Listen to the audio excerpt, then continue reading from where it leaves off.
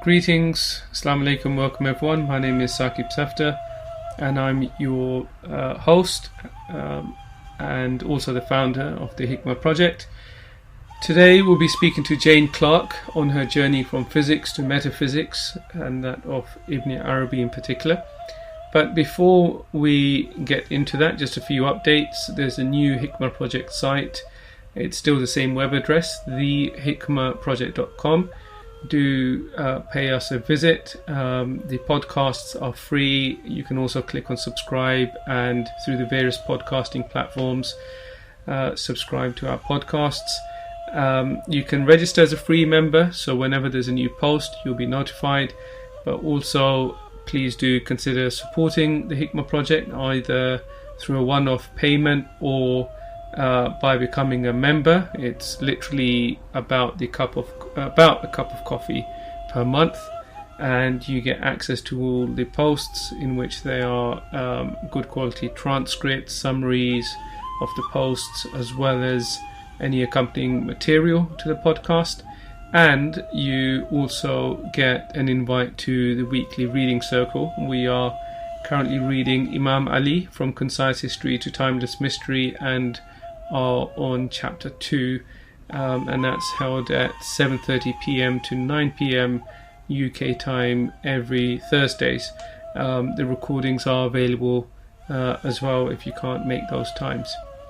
So today we speak to Jane Clark. It's a very interesting person. She is a senior research fellow of the Muhyiddin Ibn Arabi Society and has worked particularly on the Society's archiving projects as well as looking after the library. She's been quite involved in preserving some classical manuscripts of Ibn Arabi, as she will explain. She started off she first discovered Ibn Arabi when she was a PhD student studying quantum physics and was looking for a more comprehensive view of the world, and stumbled across Ibn Arabi, this was sort of being raised as an atheist or as an agnostic, and so she had no religious inclination or wasn't seeking the truth or exploring various religious traditions.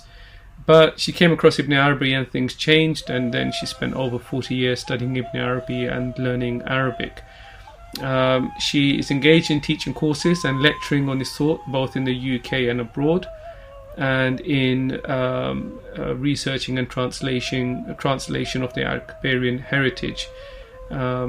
She organises the Muhyiddin Ibn Arabi Society Young Writers Award, as well as being a co-founder of the Journal of Consciousness Studies, and is also currently editor of the Bishara magazine.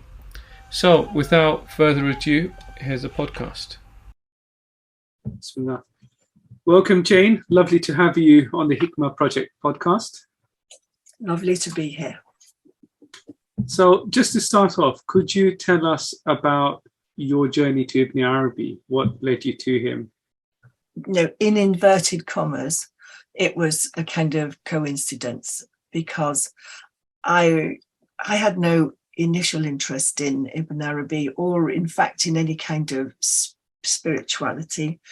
I came across Ibn Arabi in my mid-20s when I was a student at Warwick University. I was doing a PhD in solid state physics, which is a branch of quantum physics. And I was living in Leamington Spa, and there was a lot of conversation about spirituality, and people were looking at different gurus and such like. But I was quite a hard-nosed scientist, actually.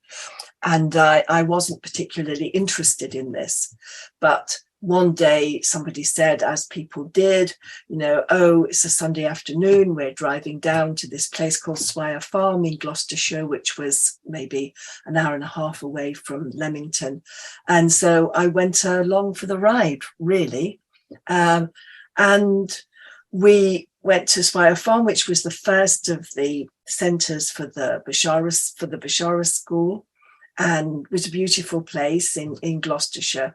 And they had a study group in the afternoon in which they were reading this introduction to Ibn Arabi, which became called the 29 pages because of its original length. And we joined in that study group. And I had no idea what was being said. I was completely ungrounded in any kind of theology. I'd been brought up by my parents to be as an atheist. I didn't have a Christian background or anything like that, over and above what you picked up through school and such like. So I had no idea what people were really talking about in that study group. But still, I got a sense that this was something that I wanted. And that's extraordinary to think back about that. I wasn't happy as a physicist. I was actually on the brink of giving up my PhD because I had a sense of I wanted something that was, in a way, a kind of answer to everything, I suppose you would say. I was looking for a really integrated theory. And somehow or other, I picked up that was it.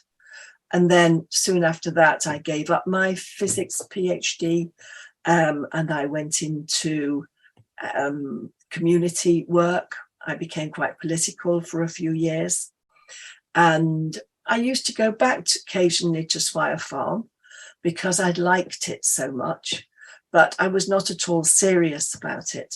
And then I had a little series of incidents, and I had a car accident. In fact, a motorbike accident. I used to drive a little motorbike, and somebody came out in front of me, absolute point blank, and nearly killed me. And I was unconscious, and I had a certain kind of experience then, which changed things for me, I think. And then a few months after that, I was a long time in convalescence. My hands were completely smashed up by this accident. So I was 5-6 months in convalescence. And during that time, I went back down to Swire Farm for a period. And that's when it got serious. So, I had this initial introduction, and then when I went back after the motorbike accident, it was clear that this was something that was opening up for me. So then I ended up going on a long intensive course, which was run by the Bashara school. They used to do 8-month intensive courses of study. Wow. So that's when it got serious. And for our listeners who might not be familiar with your background, how many years have you been studying Ibn Arabi for? Well, I wouldn't count my first encounter, which was in about 1974, but I went on my first intensive course in 1977. And these intensive courses had been set up by a man called Bülent Rauf, who was a Turkish man, and he had come up through the Turkish Sufi tradition, and his parents, his family, had a strong connection to Ibn Arabi. In fact, his grandfather is buried in Ibn Arabi's tomb in Damascus, because Bülent was quite an aristocratic kind of an Ottoman Turk. And so his family, his grandfather had been the governor of Damascus. But his mother, some of the material that we used on later courses had come through his mother. So Bülent had this strong connection to Ibn Arabi. And in the UK, he had initiated really the study of Ibn Arabi. And when he set these long courses up, the core curriculum at the beginning of these courses was the study of Ibn Arabi. So we read 29 pages, and then we read chapters from the Fusus al-Hikam. And then after that, we moved on to look at some of the other traditions. So it's not Bashara is not a denominational school. It's not a school of an Islamic school. So after we'd studied Ibn Arabi, we went on to look at the Christian tradition, and we looked at Bhagavad Gita, Tao Te Ching, and such like. But the fundamental grounding was the study of Ibn Arabi's metaphysics, because Bülent said, well, no, he lays out the unity of existence in the most explicit way. So wow. You start with that. That's your grounding. And then from there, you can look at all the other traditions and you can study other things. But the perspective, the unified perspective, is established through Ibn Arabi's teachings. So I happen to have a background in physics. A physicist's mind is obviously very mathematical, very calculated. Obviously, there's a role of intuition, which Einstein constantly sort of talks about. And as you know, we have these sparks of creativity. But it's very different to, if you took the scientific mind and tried to critique metaphysics or religion, you often end up in these scenarios similar to Richard Dawkins, actually, saying, where is the objective sort of evidence for X, Y, Z? Yeah.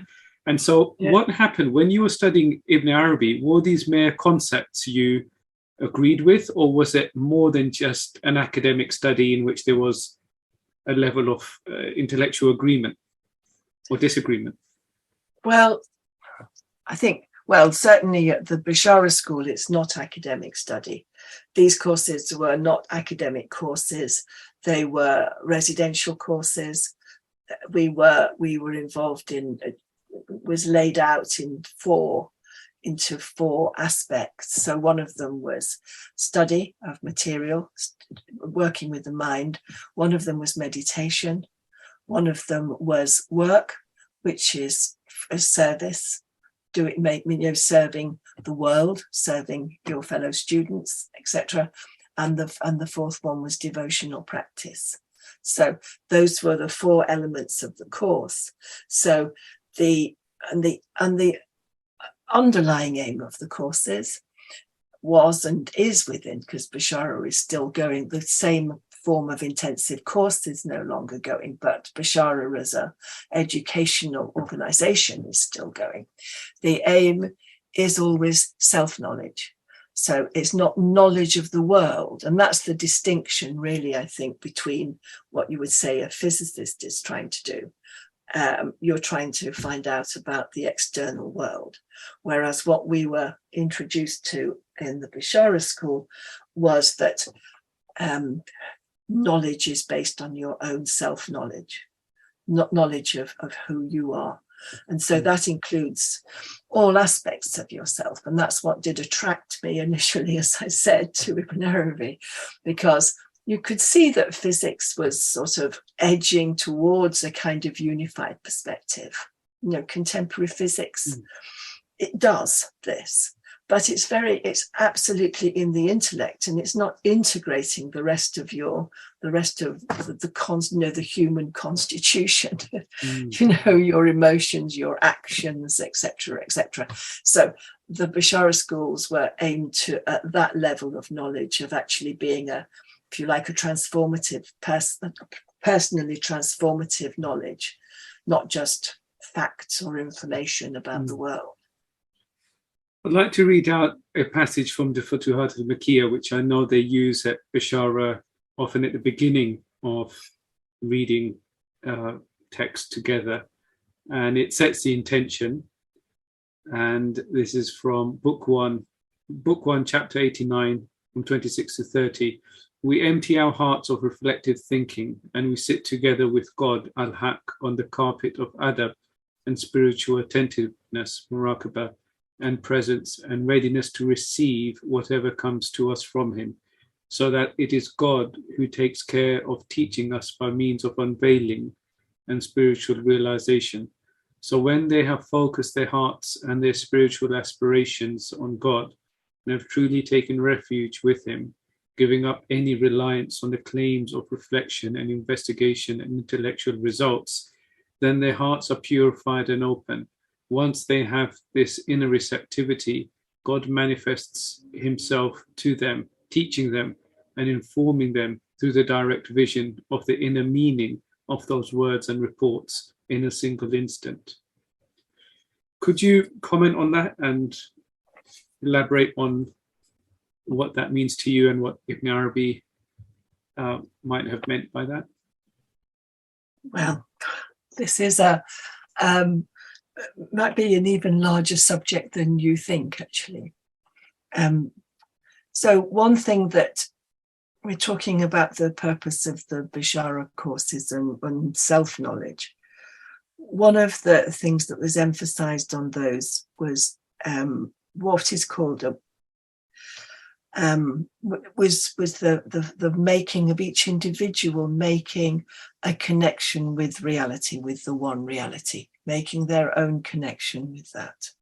So there are ways where spiritual paths, where in fact you would come under the influence of a teacher, or in many Sufi tariqas, there would be a sheikh, and they would take you through different stages and such like, meaning that at least in the early stages, and I'm quite aware that this is a subtle matter of how this process of spiritual education works, but at least in the early stages, you're kind of under somebody else's order.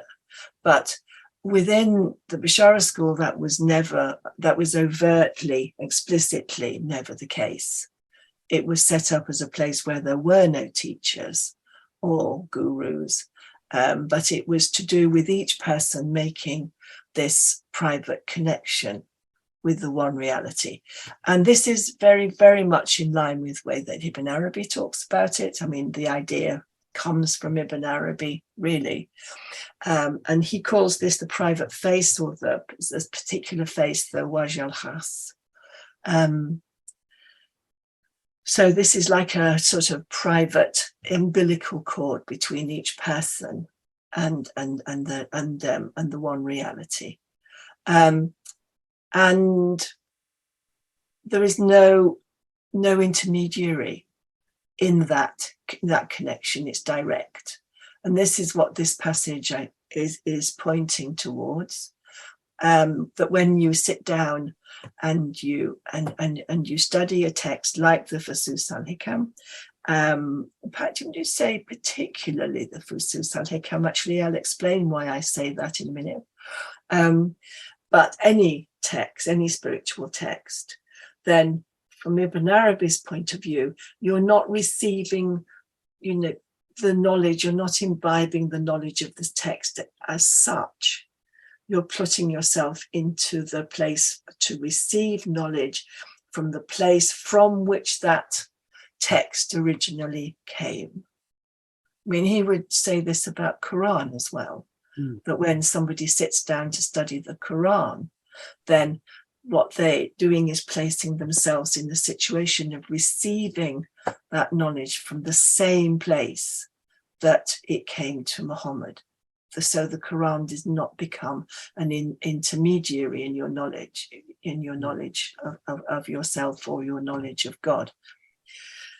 I say particularly, there's a very, very vivid example of this, which I hope I can remember accurately. So there's a sort of little line of teaching from Ibn Arabi. So his principal disciple was Sadruddin Konavi, who was probably his son-in-law, and as you know, had an establishment in Konya. And Sadruddin Konavi took on pupils, one of whom was called al-Jandi, Muwaddin al-Jandi, who was one of the earlier commentators upon the Fusus al-Hikam. And al-Jandi, in a passage, describes an incident where he studied Fusus al-Hikam with Sadruddin Konavi. And he describes, and he says that he sat down to it and they were reading the introduction. And as he was reading the introduction, he received a kind of revelation. He went into a state in which he was sort of trembling and overtaken. And in that instant, the whole meaning of the Fasus was revealed to him directly from the source from which it was written. So the process of teaching for him, this what he's trying to point out is to this matter of this private faith, that his imbibing of the knowledge of the Fasus from Conovy was not by means of going through it in an intellectual way, sort of unpicking every single thing, a single word, but by a kind of revelation from the same source. And then he told Sadruddin Conovy, went to that, and he says, look, this has just happened. And Sadruddin Conovy said, he said, that's just the same as happened to me when I sat down to read it with the sheikh. So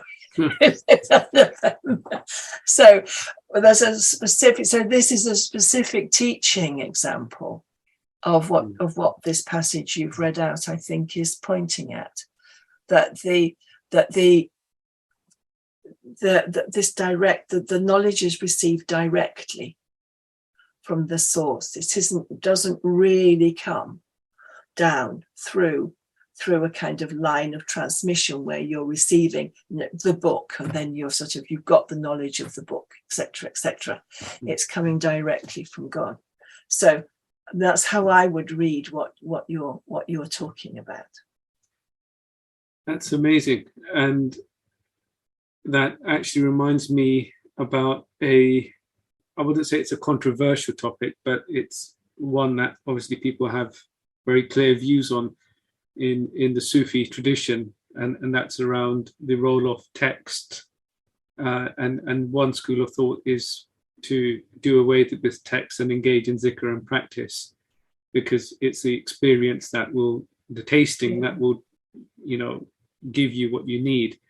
But clearly Ibn Arabi has written books that were, in his perspective, he was not the author of them. They were given to him. Yeah. And he was simply the scribe who wrote down everything that came to him, often in an instant. Yeah. And I believe in the Fasus, in the introduction, he says that this is for the Ahlullah and the Ashabul Qulub, the people of God and the people of the heart. Yeah. So clearly there is a role of the text in his teaching, which is not just mere academic study. He's addressing an audience who are presumably quite spiritually evolved, but it's not a series of do's and don'ts or academic concepts. There's something deeper going on there. So what would you say to this idea of, or the school of thought in which some mystics just put texts aside? And by extension, I'd probably add Rumi, just because of the era and the volumes he wrote in terms of Masnavi and Divan Shams, and obviously it's elaborating on love, but yet he has so much to teach and show. So what role does text play for a mystic? Well, I mean, with Ibn Arabi, with the Ibn Arabi tradition, then he didn't set up a tariqah in the normal way. I mean, the way that knowledge would be passed down normally would be from master to student through a series of a kind of initiation or a transmission. And Ibn Arabi didn't set that up. It was made explicit. He did do that with Conovy, and then Conovy, there is a document that we have, which is his last will and testament, in which it's made quite explicit that this shouldn't happen. So this idea, Ibn Arabi did not set up a Sufi tariqah. So I'm not being critical here. I'm just saying it's a different matter. Yeah. What the knowledge was in the books. Yes. So it was an unusual situation, maybe from the beginning, that it was always a matter that the knowledge was put into writing, and then the transmission is through the writing.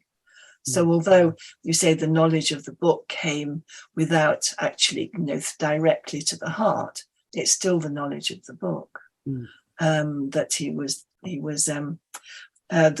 was happening here. So in the case of Ibn Arabi, it seemed to have been, one can talk about, I'm not going to say why this was the case, but it was the case that he didn't set up a tariqah. He did not set up if you, to this day, a Mevlevi sheikh can trace a line of lineage back to Rumi. A Qadiri sheikh can trace a line of lineage back to Abdul Qadir al-Jilani. But that's not the case with Ibn Arabi. There is no tariqah like that. What was preserved was the books. So to that degree, one would say that text has a particular place within the Akbarian tradition. But I think, the wariness that people have about text is this sort of subtle distinction that we're talking about. That again, what's required is not knowledge of the text. And then I think there is a danger with Ibn Arabi because it's so fascinating and so difficult to understand in places. And it's so kind of, there's so much to get your teeth into with it. At a sort of metaphysical level, that I think there is a danger of kind of over-intellectualizing. So I think the wariness that's within the tradition of text is of this confusing knowledge about something, about a text, with actually knowledge of its reality. Of what the reality of what it's speaking about. So I think that's still that sort of distinction still applies within Ibn Arabi. But as I say, there's a special role for books. And you're aware maybe that there has been a very sort of special, seems to have been a very special dispensation on Ibn Arabi's books in the way that they've come down to us in the present day. Could you tell us about when you study these other traditions, non-duality, Bhagavad Gita, Taoism, etc., did they give you what you found in Ibn Arabi, or does Ibn Arabi offer something far more comprehensive and universal? Well, probably, I'd probably say both, actually. For one thing, one of the points of realizing it, of looking at the other texts, was because of the understanding, which is, of course, implicit to Islam anyway. There's only one reality. He appears in all sorts of different forms. So Islam recognizes both Christianity and Judaism as being valid religions, and acknowledge that these are places where the one has revealed himself in this form, revealed himself in Jesus, revealed himself in Muhammad, revealed himself in Moses, etc. So one of the points of looking at the other traditions was to actually see this. So to recognize the unity within these other traditions, but at the same time, I think every different revelation, if a different revelation in general didn't show you something new, there would be no point in the revelation, would there? See what I mean? So every different manifestation actually does show you something slightly different, or enriches your understanding of what the unity is. So I think both things are simultaneously true there. And it's also a good exercise. Ibn Arabi is very, very strong on not getting fixed in a belief. So it's a very good exercise to look at another tradition, which might at least superficially, when you first look at it, might challenge some of your assumptions. It makes you look at something and think, well, I thought it was like this, but this is saying it's different. How do I match those two? And very often you find that what happens in that process is that you're taken to a deeper understanding of what you thought. You'd understood something in a rather limited way. So, so it's an expansive, that's the intention of it, as an expansive exercise. Does that answer your question? Yes. My father, oddly enough, became a Buddhist later in his life, and I'd visited him at Samiling, which is close by what the present place of Bashara School, or for many years was the place of the Bashara School at Chisholm House in Scotland, which is just down the road. But I hadn't taken to it in anything like the same way. When I'd come across it. So, I mean, I suppose I'd been given a little bit of a choice between Buddhism and Ibn Arabi, and Ibn Arabi just seemed like the right thing to do at that time. But I didn't go looking. I was the opposite, really, because I wasn't a person who thought that I was a spiritual seeker. And looked at all the traditions and thought, oh, look at this one, look at this one. I was the opposite. I wasn't a spiritual seeker. I kind of got sort of dragged into this by a sort of back door, rather to my surprise. So I discovered that whole side of life through Ibn Arabi. Wow. I did this first course at the Bashara School, where I was introduced to Ibn Arabi in my late 20s. And then I spent several years, there were several layers of courses to do with the Ibn Arabi, or the study that I did. And then as we did in my early 30s, I, got married, had a child, worked, took on a mortgage, all that kind of stuff that you do. And I continued study, but I was not it was a kind of evening occupation. And then in my mid-40s, I had a period of illness. I was very chronically asthmatic. I had to take time out of work, and it turned into about 4 years. I wasn't working, and as I came out of that illness, I had the idea of actually going much deeper into Ibn Arabi, and that's when I learned Arabic. When I started to learn Arabic, so all that time before then, I'd been working I'd been using translation. But then in my late 40s, I developed this urge to actually read the text in the original. And fortunately, there was a little space because I'd been ill. My husband's business was doing quite well. And I went to Oxford to do a master's degree in medieval Arabic thought, which included learning medieval philosophical Arabic. So wow. that's when I really began doing much more serious work on Ibn Arabi, and that's how I began to do translation and my involvement in other projects. So that was a kind of second phase of involvement. Oh wow! So actually, I'm really glad you brought that up, because something I wanted to ask you is around. You mentioned the grace around the text and how they've come to us. Could you tell us about the versions or the copies of the works of Ibn Arabi that we currently have, and how they've come to us, and what sort of work you've been involved in terms of translation?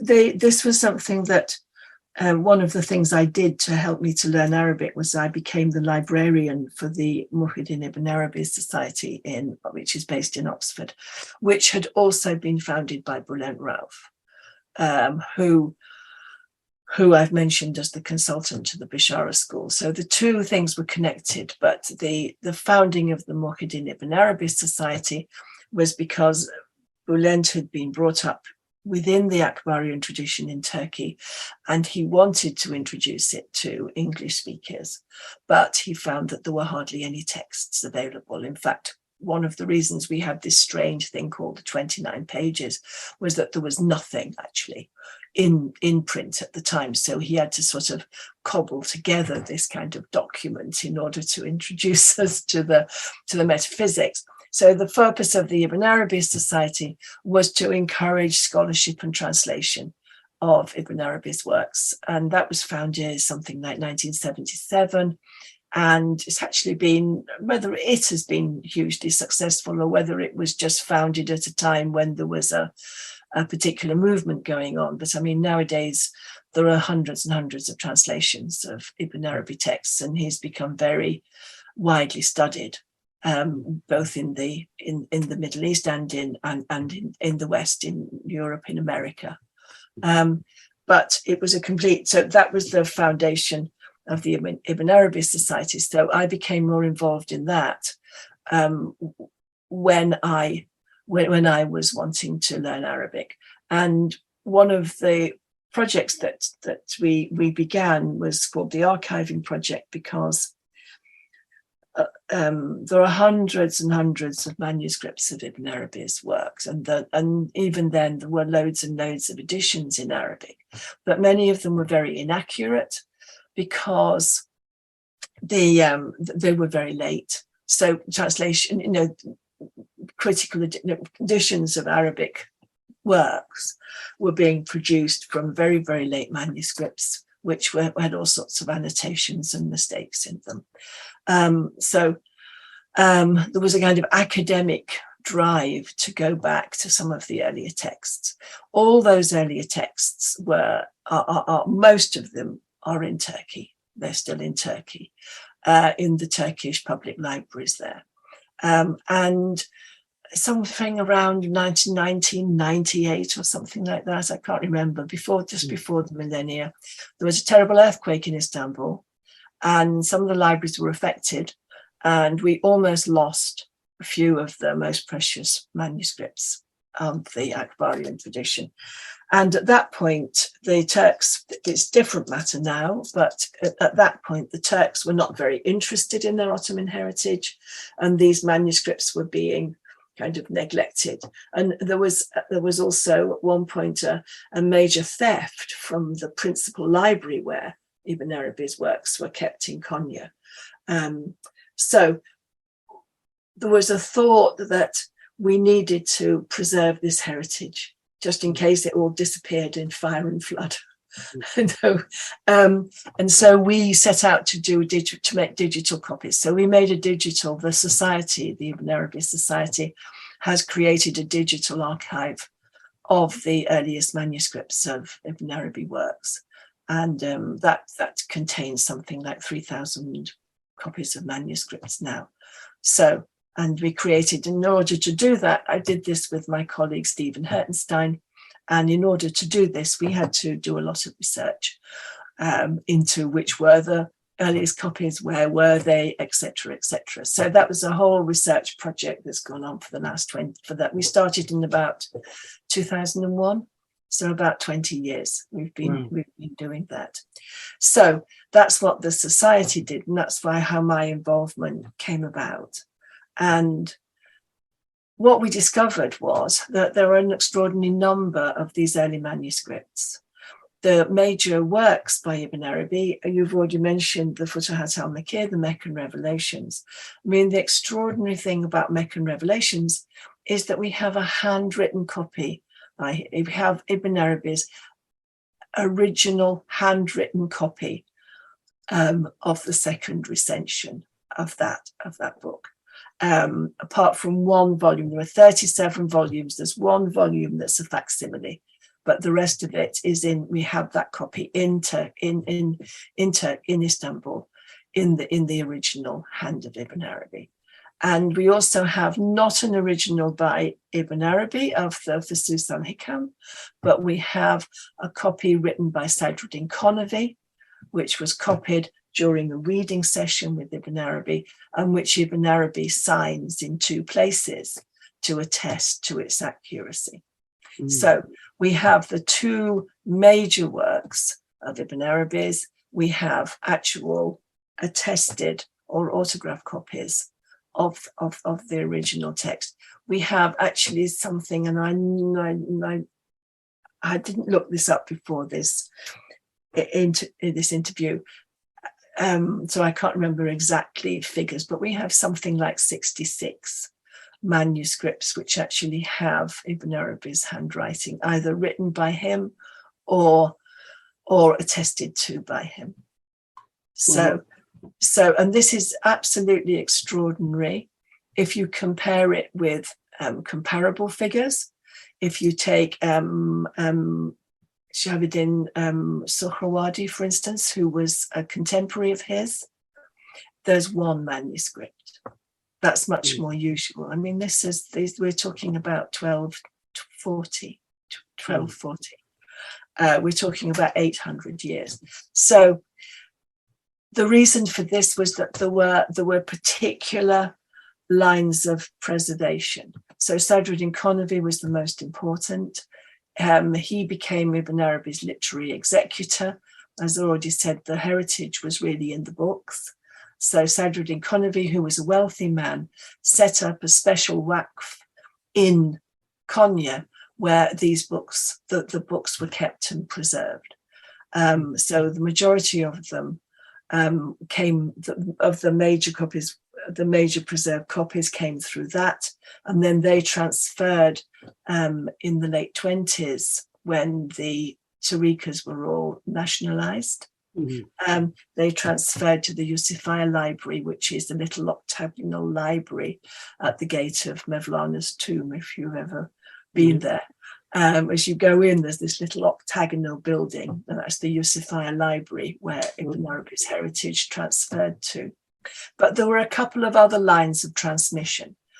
So it's extraordinary how much of original text we have from Ibn Arabi, either written by him, or actually in his handwriting, or written by very close members of his circle who have attestations that they copied it accurately from the original.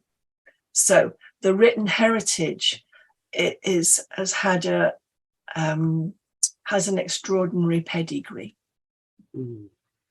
And so that's fascinating. And so in terms of 20th century printed copies, I know Sheikh Abdul Qadir al-Jazairi had who was deeply steeped in Akbarian metaphysics, had a copy made, or a work sort of compiled, and Osman Yahya later on had obviously gathered various manuscripts to come up with a version. Could you tell us about the contemporary versions and why there was a need for that, and whether they are as accurate as the original manuscripts that we can now access?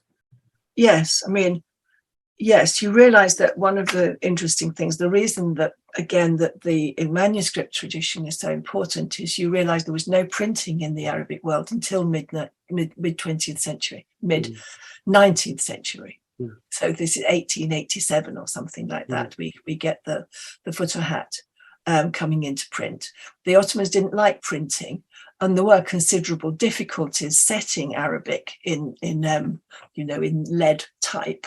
And so whereas we don't care about whether we have Shakespeare's original writings because we have the printed copies going right back, there were no printed copies. And so, hand-to-hand manuscript writing went on until the 19th century.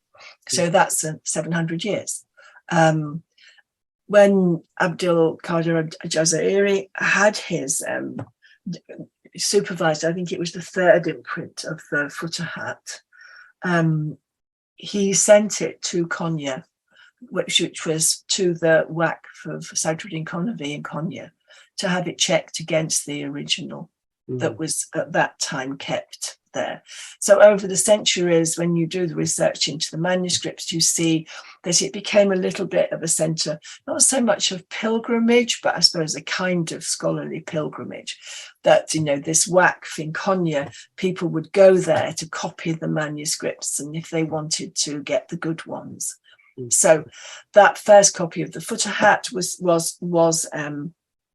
was based on the original manuscript. What Osman Yahya did in the 1960s and 70s was he was preparing what's called a critical edition. So critical edition means that you take several manuscripts and you collate them to produce the best version. Normally you would choose one version and then you'd annotate. And the reason for that is that although it's wonderful to have the original autograph copy of the Futuhat in Ibn Arabi's hand, he doesn't always put the diacriticals in.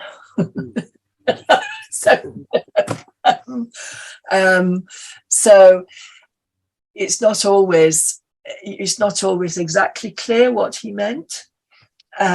Sometimes it's difficult to read. His handwriting is very clear, but sometimes, nevertheless, things are difficult to read. So a critical edition is where you take different versions of the text and you compare and collate them so that somebody translating has got the best possible version to work from. And Osman Yahya worked on the two recensions of the Futuhat. That was his work, because, as you mentioned, actually, Ibn Arabi, Futuhat al-Makkiyah, as you know, was based on an original revelation that he had when he first went to the East in about 600. This is in Hijra. And he had a revelation of a youth circumambulating the Kaaba. And he describes that as the inspiration for the Futuhat. But the Futuhat is enormous. It's 9,000 pages long in the Arabic, 37 volumes, 560 chapters. It's huge. He took 30 years to write it. So he finished it in about the first recension in about 633. He produced a first version, complete version, and then he sat down and immediately rewrote the whole thing over the next 3 years. So I think that's about 636 that the final version is finished. And so we don't have the original of the first recension, but we have copies of it, copies that people took. So Osman Yahya was doing what's called this critical edition of comparing the two recensions.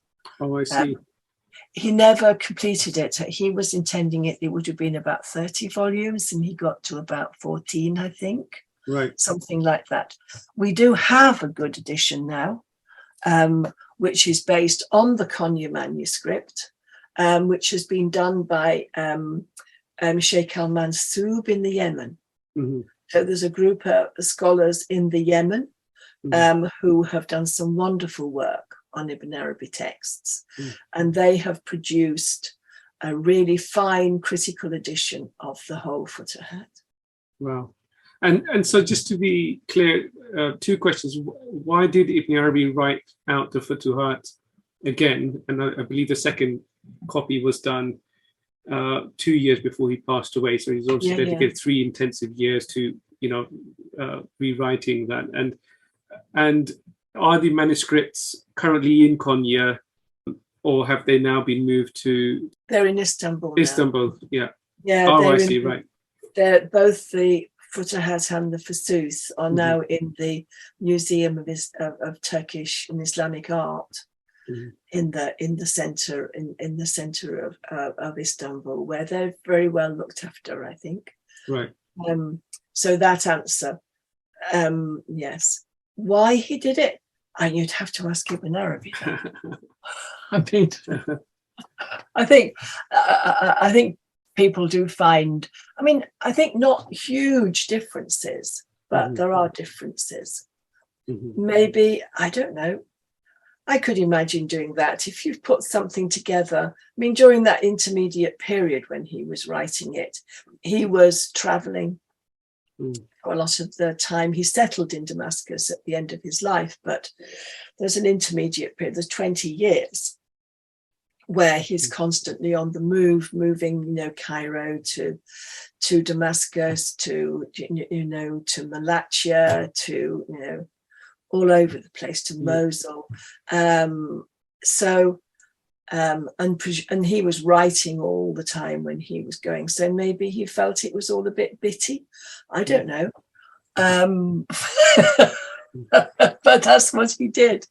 It's an extraordinary feat because he was doing other things at the same period. I mean, then the period when he rewrote it, he was also writing out other works. He was collecting his poetry.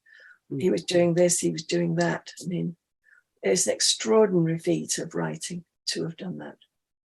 Given the multitude of works, and it's really a shoreless ocean, as Chodkovich rightly says, and it's very easy to turn it into an academic exercise, especially with Chittick's books on, you know, the book. And what I would like to know is, often people cite Rumi as the pole or the axis of love, but clearly Ibn Arabi had a lot to say around that. So could you say something around Ibn Arabi's experience and perspective on, or teachings on love? Oh, well. It's probably a podcast on its own. Absolutely. I mean, it's a central concept to Ibn Arabi. It's not so often, not so poetically put as it is within Rumi, but it's absolutely central. Well, for one thing to say is that for Ibn Arabi, love is the underlying motive for creation. So love, everything is underpinned by love. So you know that he loves this particular hadith Qudsi, this divine saying, which came through the mouth of the Prophet Muhammad, but it's from God. And so it says, you know, I was a hidden treasure and I loved to be known. Therefore, I created the world that I might be known. So for Ibn Arabi, this is a central hadith. It's absolutely kind of, it's the foundational principle for his understanding of what the world is, and love is this motivating principle for it. So for him, everything in creation actually has its basis in love. You know, its beginning and also its movement. So everything in creation is this movement of love. So that's one thing to say about him. I mean, it's a wonderful vision that he has of this. And secondly, he talks personally about love. There is in fact, the first book that was ever brought into English by him is a book called the Tarjuman al-Ashwaq, the interpreter of desires, which is a cycle of poems addressed to the divine beloved, mostly a female divine beloved, a female Sophia, in which he talks very intimately about the experience of love in a mystical sense. So it's so there's that aspect as well, that he does talk about it and talk about himself as a lover. And he says at one point, in some of his, in the Futuhat, when he writes about his own spiritual experience. And one of the interesting things about Ibn Arabi is how modern he is, in that he does talk about his own spiritual experience. It's unusual in medieval writers. They don't normally. But Ibn Arabi says a lot about the teachers that he had and the experiences that he had. And at one point, he says he came to a point in his life where his beloved's face was with him, meaning the divine beloved was always with him. And he said, I'd want to eat, but I couldn't, because there was my lover's face. I couldn't eat because there they were. And he doesn't say in this experience whether it was just like, it was a kind of one of those things that happens for a short time or something, or whether it was something that happened for the rest of his life. He doesn't, you're kind of left with the thought that it was for the rest of his life, that he was brought into this state where, he always felt was always in the presence of his beloved. So it's a strong undercurrent. And I think, going back to the original question about the use of the intellect and such like, Ibn Arabi is very hard to understand. He's very intellectually sophisticated. I'm sure you'd agree. Yeah. And I think very often that clouds people's vision of what's really going on underneath in terms of what he's saying about love. And he and Rumi are completely at one, really, on this matter. Jane, just a final question. If you could listen in on a conversation with Ibn Arabi and one more person, who would that person be? And what do you think they would say? I don't know. I'd probably say Sadruddin Konavi, actually, because he regarded Sadruddin Konavi as he was his spiritual heir, and he treated him like a son. And there is a document of their teaching sessions together where Ibn Arabi, Sadruddin Konavi wrote about, I studied this with the Sheikh, and then Ibn Arabi signs it and says, yes, he did. He studied this with me. These were like university degrees, like the equivalent of university, to sort of attestation that you had studied this. I mean, yes, I would just love to be present at one of those teaching sessions where Ibn Arabi is going through the Fusus with Sadruddin Konavi. I mean, I suppose that's Super. Yes. Jane, thank you so much for your time today. And I really look forward to picking up this discussion and maybe exploring other strands of Ibn Arabi. It's been a pleasure to talk to you again. Likewise. Likewise. And Okay. until next time. Until next time. Okay. Cheers. Bye. Bye now. Bye.